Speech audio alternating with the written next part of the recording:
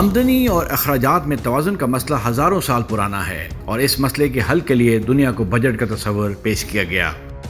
کسی بھی ملک میں بے شمار طبقے ہوتے ہیں، فوج، سرکاری محکمے، ایلیٹ کلاس، بزنس کلاس، مزدور، یہ سب طبقے مل کر ایک معاشرہ بناتے ہیں۔ ان سب کی ضروریات اور اخراجات کو مد نظر رکھتے ہوئے ریاست اپنا بجٹ پیش کرتی ہے۔ آپ دنیا کا کوئی بھی ملک لے لیں، سب اپنے بجٹ کا ایک بڑا حصہ دفاع اور فوج کے لیے مختص کرتے ہیں، اور آنے والے ہر بجٹ میں دفاع اور فوج کا بجٹ بڑھتا ہے، اس میں کمی نہیں آتی۔ نہ ہی پاکستان کی طرح وہاں کا میڈیا فوج کے بجٹ کا حصہ بڑھنے پر تنقید کرتا ہے، کیونکہ وہ جانتا ہے کہ ملک کی سلامتی کے لیے دفاعی بجٹ بے حد ضروری ہے۔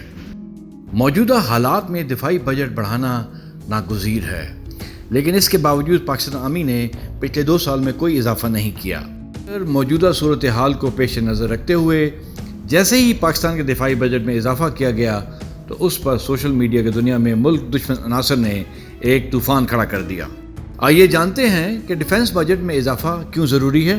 ہندوستان کا دفاعی بجٹ $70 بلین ہے، جبکہ پاکستان کا دفاعی بجٹ $11 بلین ہے۔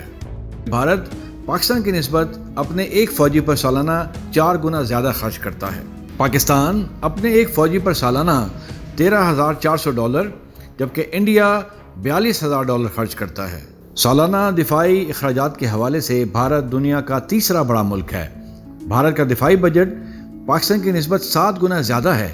بھارت 2016 سے 2020 کے دوران دنیا کا دوسرا بڑا اسلحہ درآمد کرنے والا ملک تھا۔ بھارت صرف جدید اسلحہ کی خریداری کے لیے سالانہ لگ بھگ $18 سے $20 بلین لگاتا ہے، جو کہ پاکستانی بجٹ کا تقریباً 2 گنا ہے۔ پچھلے کئی سالوں سے انفلیشن کی وجہ سے عملاً پاکستان کا دفاعی بجٹ کم ہوا ہے۔